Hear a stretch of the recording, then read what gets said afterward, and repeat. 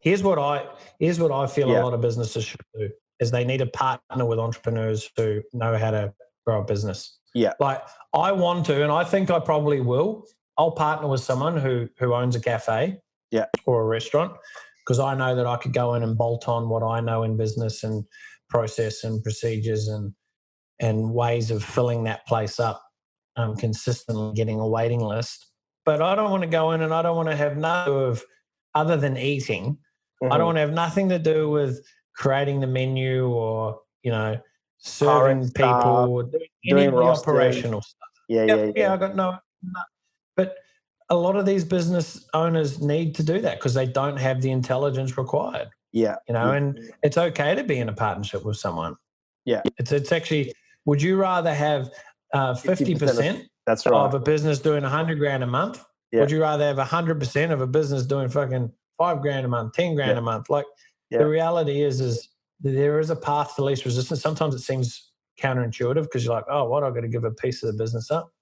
Giving equity. I know I've had to do that a few times, and giving equity away is a very, especially if you've come up with the idea, it's your baby. It's a very personal thing to do, and usually you need to remove that. Like equity, I feel isn't even the right deal for people unless you're going to sell a business. What do you want equity for? Yeah. Good point. Like why? I've got 20% of that company that makes no money. Yeah. Like, I don't need my ego to say, oh yeah, I've got 20 companies. Shit, like it sounds a lot, but what if you all of us, 19 of them aren't making any money? They're actually negative each month. Yeah. In fact, I got to put in $1,000 a month to all of them. Yeah, exactly. Yeah, my actual business. I need to fund them all. One is covering the other 20. But here's the other part, right? Is if you're looking at it and you go. Forming partnerships, because you're right. People don't want to give up equity. Don't.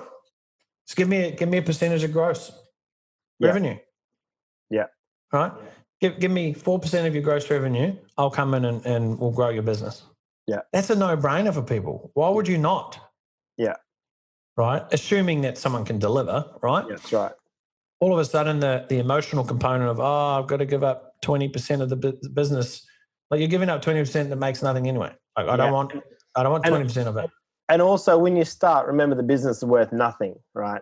So even if you give up 80% with a clause in there, don't get, and what I find a lot of, and I've had this with one business partnership that we just dissolved, where it was so fucking micro, hadn't got one customer, hadn't sold one thing, and we're dealing with legal and numbers, and I'm like, fuck me. Can we sell some shit around here?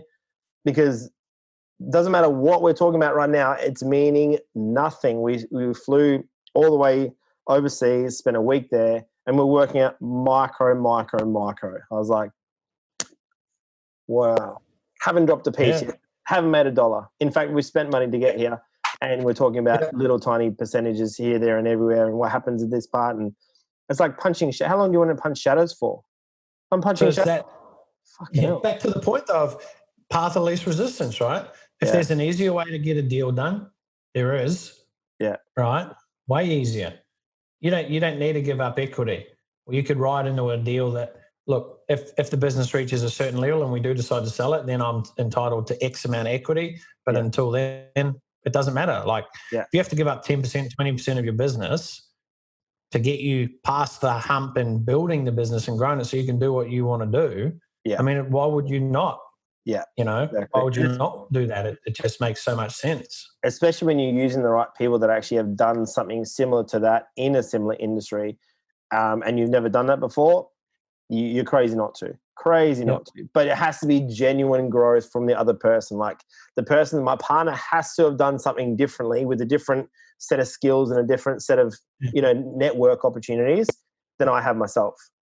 Because what's the point? Yeah. Otherwise, I bring another salesperson in.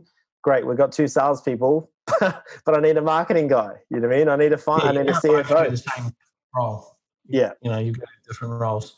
But the point of, I think there's a lot of business out there that there's a lot of opportunities. Right now, there's a lot of small businesses out there who do need help. Yeah, there's a lot of entrepreneurs out there who could probably add value, that their downfall is delivery. You know, Like, I'm not a delivery guy.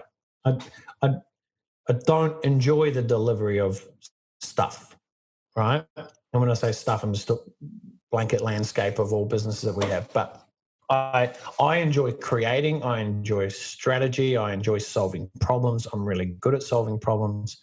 I'll find the path of least resistance. I'll get us there the fastest. Like I'll use my skills that I have. Yeah. I will need someone to help me though, and clean up a bit of my mess sometimes. That's just perfectly normal, right?